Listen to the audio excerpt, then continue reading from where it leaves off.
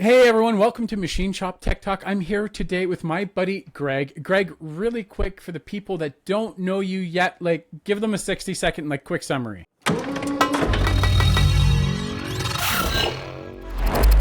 All right, I'm Greg Christensen. I'm the host of CMMSradio, which is all about computerized maintenance management software, but I focus on the maintenance management in the middle, people, process, and then the technology layered in there. Yeah, that's the human-centric approach is something I appreciate about what you bring. So wait, it's give me the CMMS definition again, because I messed it up already. Yeah, no, not at all. And this is common in the industry. I talked to all my friends about it lately. So computerized maintenance management software.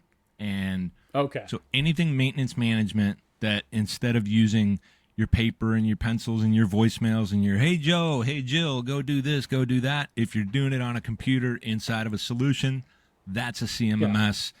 There's basic level and then all the way to advanced enterprise crazy systems.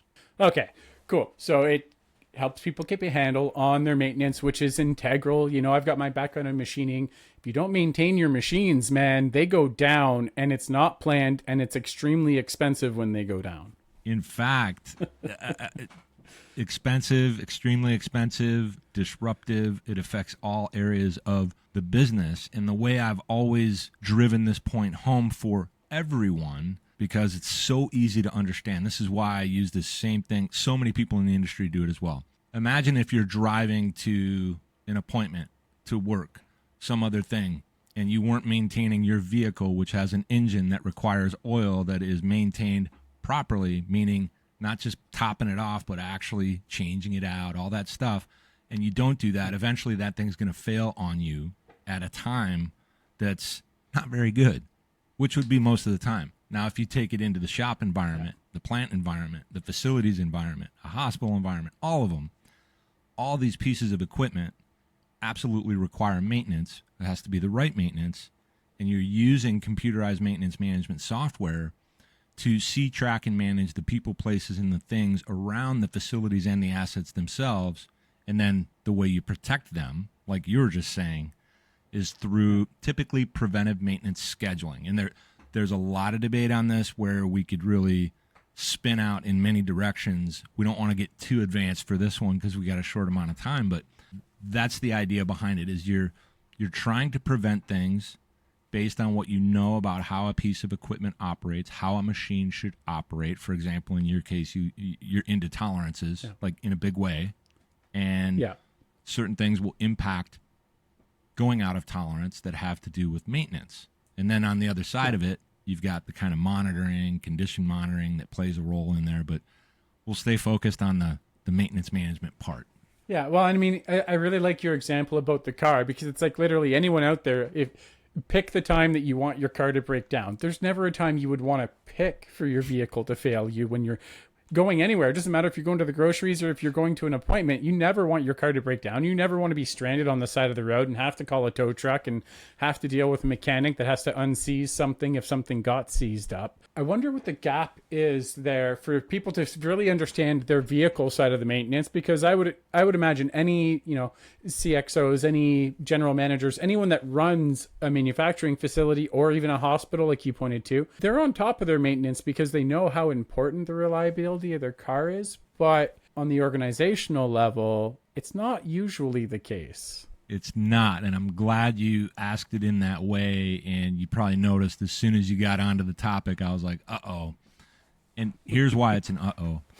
There are a lot of great leaders in leadership roles that have the skills, the understanding to run the business, but there are a lot of times when they don't have that visibility or understanding about those parts of the business, and what happens is you start to see from that perspective things like maintenance as a cost center only. And it does not mean that maintenance does not cost money. Everything you do in a business costs money. Yeah. But when you have leadership and people in these kind of roles, even a GM, they might be great at running a facility, right? But they might not be the type of individual that has a comprehensive understanding of what maintenance is and what it really yields when we talk about the dividends. And it translates into all areas of the business. So this is a long time and it will continue, a long time challenge for maintenance teams to be seen by operations, although operations typically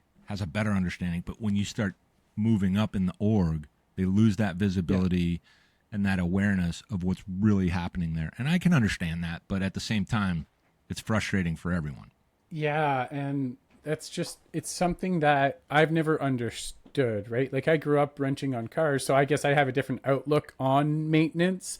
I just kind of translated that. Oh, okay, I work on a machine. Okay, I've got to learn how to maintain the machine. Like, to me, it was just like, if you use it, you need to be able to maintain it. Maybe it's the generation I grew up in. Maybe it's because my father's mindset. I don't know. But it's interesting that it becomes like that cost centered, because I've been in places where like, oh, well, we're going to cut back on maintenance. Okay, well, which orders do you want me to be late on? Well, what do you mean? Well, because eventually that machine's going to go down, and you got to pick which customer you're calling to disappoint. Yeah.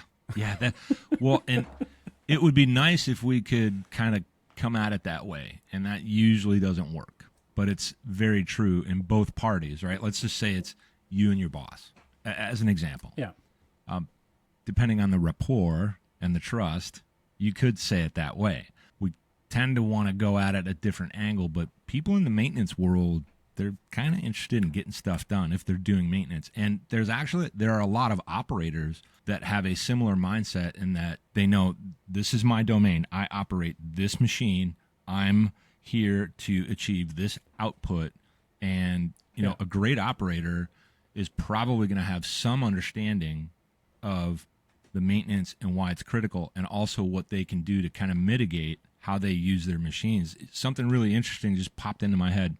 When operators don't operate machines properly or log into the CMMS the information about, let's say, an error code triggers, or they have some problem with the machine going down, there's a lot of that really, when you make that connection with the CMMS, leadership can start to see where they might need to improve on operator training so they can do some of that maintenance, because not all operators should be expected to, or in some cases, never ever do maintenance. I like that CMMS software helps get things done, because I mean, I've worked in a bunch of different places, and I've seen a lot of different companies. In some of them, the operator is the one that's got to do the daily and the weekly and the monthly, and then, you know, maybe the annuals, the special contractor, or the actual maintenance department, right? So I've been in other ones where it's like, you don't touch anything to do with the machine. You run the machine, and that's it. You don't touch any lube. When something goes down, they've got a system in place where you flag their maintenance team. Their maintenance team comes and addresses the issue. Maybe it was because they had like proper software put in, and they wanted to make sure it was logged and traceable. That's a good. I wonder the way you put that. I think that's what we'd like to have happen. It's not as common as. And then when I say we're talking about the whole industry. I've got a lot of friends throughout the industry, a lot of practitioners that are real, what I like to call bona fide experts. They've been, I say, in the trenches. They've done the work, and then they've deployed these CMMS platforms. And there's a lot of them out there, hundreds. I'm telling you, Arthur, there are hundreds. I had somebody recently tell me, Greg, it's probably closer to 1,000 now. And how do people navigate this journey? And when we talk about the machines, like, for example, that you've been around in these various shop environments, or when you're talking to these companies that you sometimes showcase, right, as a presenter, these are all the critical pieces of equipment that allow everyone to get it done. You don't want to sacrifice the quality, but the reason you would lean on the CMMS is to be your historian, your accountant, so to speak. It's your accounting system for maintenance activities. And the reason we want to log all that, the reason we want people to buy in and use it, is it tells a story. Far too often, people think it's to keep an eye on them and to babysit them. And that is really not the case. It feels like that when companies implement a CMMS without telling their team, without involving their team in what they're about to do. I'm curious, can I ask you a question about the environments you've been in? Yeah, for sure. So when you were in these different shop environments, and you're both an operator and you know how to do at least some of the maintenance based on your own history and experiences, have you ever had to input things that you're about to do to a machine, not the work that you're producing, but actually log something around, hey, this machine just did this. I had to take it down for an hour, and this is what I did to fix it. Have you ever had to log that anywhere, even on a piece of paper? Yeah. So one of the things, and I wish we would have had CMMS software properly set up when I was there. This is going back to the span between like 2008 and 2000 or 2007, 2011. So in that company, we set it up so every machine had a maintenance logbook. So it was all paper, but each machine had it. And we actually used it kind of like you're suggesting to use the software, where every time there was an error code, we'd put down date and time of the error code, if we were able to reset it, or if we had to call maintenance, anything like that. But it was a very manual system. And the issue that I had with that system is if someone spills something on the book, or they lose the book, lose a book, then we were kind of SOL because we lost the history of it. Because we didn't have it electronically. So, when we got a new book, because the book would only last 365 days, it was like a 1-year book. We either had to go find that book again if we kept it, but most of the time they just threw them out. They're like, oh, whatever. It's like, but you can't actually trace common errors or common malfunctions over any period of time if it's all paper like that. At least I wasn't able to. I mean... So you've just hit the kind of, for a real brief understanding of why these things exist in the first place, it's because of that. So with the 3-ring binders and the notebooks and those types of things, and even the really old systems like back in the 60s where they were cataloging with index cards, those were effective to a point. And what starts to happen is you don't know where the right data is. It's sitting amongst all this huge pile of data, right? Paper, whatever it might be. And when you utilize a CMMS platform, you now start to eliminate that. You improve your visibility into what has happened and sometimes what's about to happen. I don't mean predictability. What I'm talking about there is when you have a CMMS set up in those environments, you can see what has been done. You can reference it for what you're about to do because this problem just happened. How often is it happening? You can start to tie that to not just costs, but you can start to tie that downtime to the impact on your revenue generation as an organization. But what really, really makes a difference is that we have such a tendency as human beings to focus on what we're actually doing, and anything that's secondary or tertiary that we do,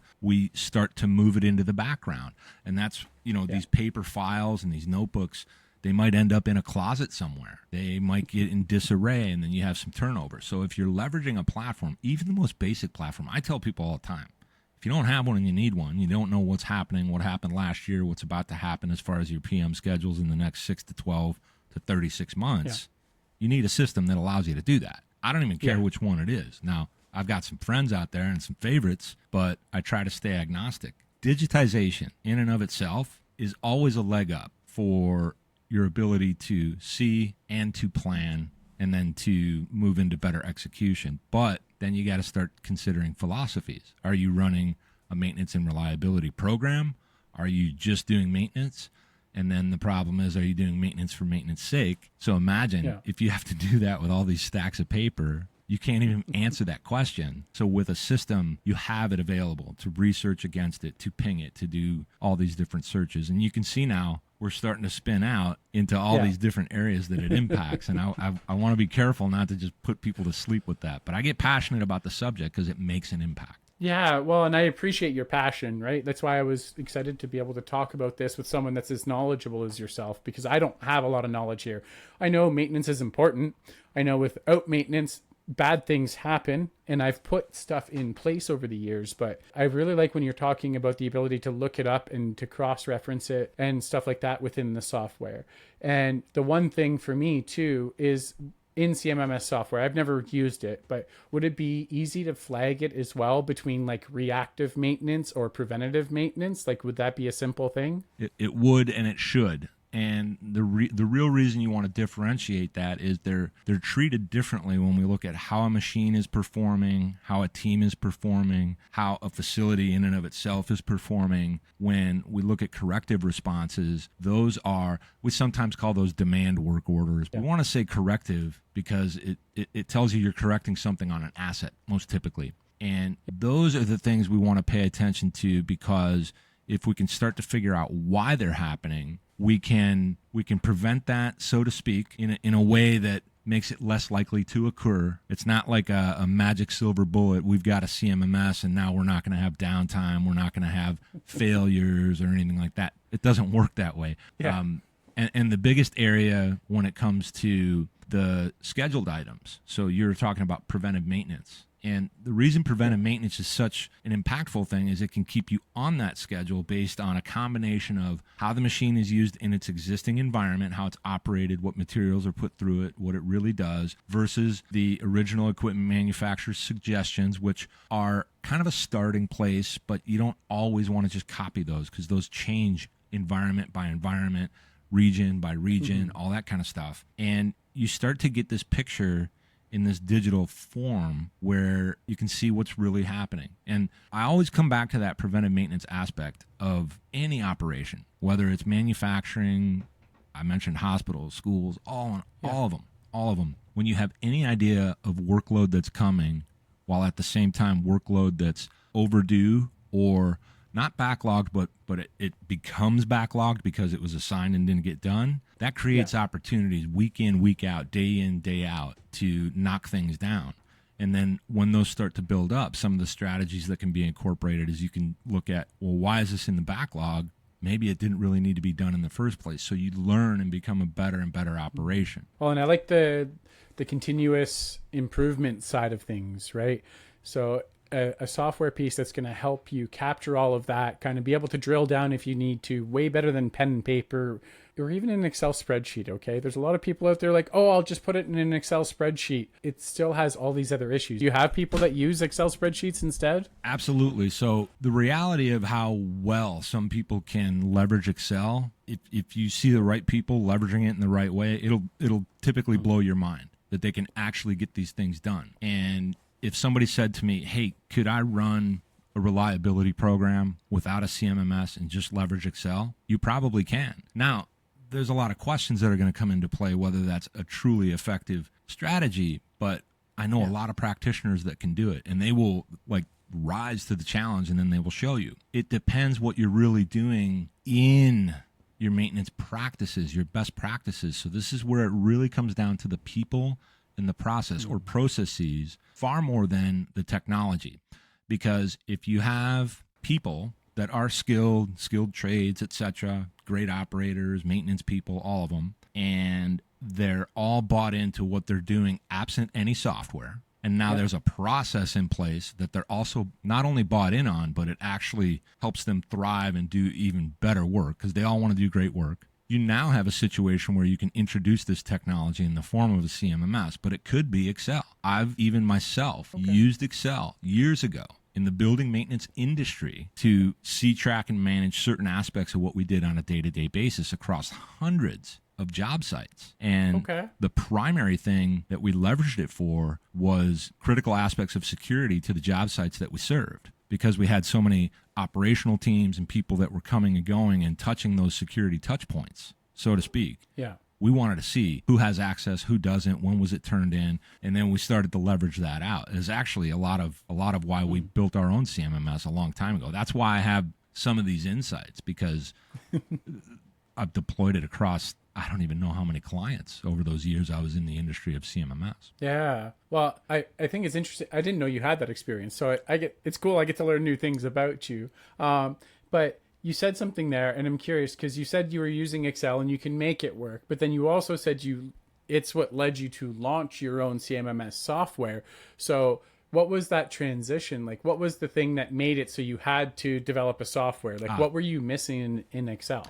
So when we had the building maintenance company, and I was not the founder, I was like the number two guy, right? You know, doing some blocking and tackling and all that good stuff that commonly happens in businesses. I was working with our owner and our founder, a really good friend of mine I grew up with. And as we were growing the company, we were leveraging Excel for some things. And then we had a system for our accounting was the real reason we got that system. And we also had a bidding component in it. And we started leveraging it for work order management, day-to-day work orders that got issued to operations teams, so that we could always track what was happening and follow up with clients and make sure they were super happy. Because that was the name of the game. Keep your clients happy. They keep paying. Everybody wins. Win-win. Elusive win-win. I'm all about it, right? Everything I do. Yeah. I try anyway. When it came time to create a better system, a better mousetrap for the way we operated, the way we worked with our clients, which were property managers, hospitals, retail centers, manufacturers, all of it, we couldn't find anything on the market that made sense because it didn't match our working process that we already had dialed in. We just knew we need a single piece of software that does all of this. So we started to build it. And I should say, he started to build it, and then he called me and said, hey, you got to come over here because now the clients want to use it, and I have to start this software company, and we're going to actually separate from the building maintenance company. And that's when that company was born, and we built that over the subsequent 15 years, running from about 02, 03 all the way up to, I think, 2018. We sold it. I stuck around with the platform and the new owners for a couple of years, and that solution still exists today. But when we were selling it, we used to track at about 98% retention as a CMMS provider, right? And that was similar to what we were trying to do in building maintenance. For the client retention. Yeah, we wanted super high retention because that would be a direct reflection of how well we did our jobs. And then the profitability and the revenue generation, ability to employ people just worked itself out. So people will hear me say for years and years and years, I want the kind of money that I don't have to think about the money and I can focus on doing the job because that's all that matters. That's how the CMMS was born. So it's not that Microsoft Excel was not effective and that the other solution that we were utilizing was not effective, but there were some missing components in both arenas, and we wanted our own solution. And instead of going the typical, where people go after that is typically going to be something like, I can't think of it right now. It just slipped out of my brain. I'm trying to grab it. The name of this solution that most people would move to at that point, we leapfrogged that and went straight into building a system from the ground up, and would just sit in a conference room and have it built while we were working on stuff, and we were constantly talking about it all day, every day, until it was actually built. And then we kept doing that forever in the business so that we were always keeping it dialed in. So we kind of spun out there. Sorry. Yeah, it's all good though, but it's fantastic because you developed the thing that you needed to get the job done, right? With your commitment to the people first and to preserving the processes, then you're like, okay, well, if we want to keep the people happy and preserve the processes and keep our customers happy, keep their retention high, we're just going to go develop our own custom system. That's right. And then the way it came to market was all of our clients said, hey, we want to use this with all the other workload. And we already had the proof, the support, and we had the money, so we pushed it out into the market, and then it started to create its own momentum. And it wasn't a gargantuan company. I mean, we ran a tight, small team and stayed heavily involved with our clients. We eliminated a couple of departments you'll see with CMMS companies today. But now, if you check me out or you look me up on LinkedIn or whatever, you'll see that I work with some companies. I try to stay in the middle, but I've got some that I know are doing right by their clients, and that's usually what's most important to me. As opposed to, oh, where can I make a bunch of money? It's not, I don't look at it that way. I want to help people on their journey. There's so many systems out there. So I say, hey, find people that understand maintenance and have teams that are going to be able to listen to you and understand you and actually drive results. That's what really matters in the end. There we go, man. And that's a perfect place to wrap it up, ending on a high note like that, because you're right, man. It's about taking care of the people, and everything else comes after that. Yeah. It's the same. It's not about making the money. It's the same thing I do with my business or with MTD or when I sold cutting tools. Yeah. It's like, I'm going to go to the people that get results. What tools should I use? Well, okay, well, these are the people getting me results right now. Is it the best? Well, they get me results. They actually answer the phone. They give me support when I need it. I'd say that's the best thing you could possibly hope for. So I love that mentality, man. So if anyone wants to get a hold of Greg, I will put contact information down below the video for you all. If you've got to the end of this episode and you're like, man, this Arthur and Greg combo, there's an episode that I filmed with Greg a little bit earlier this month. You can jump over to his YouTube channel to check that out. I'll link that down below as well. Greg, thank you so much for being on here and sharing your wisdom about CMMS. To everyone watching, if you've got CMMS questions, Greg's your guy. Reach out to him. He just unloaded a whole ton of wisdom for all of us. And to all my machining friends out there, keep your spindles turning and earning.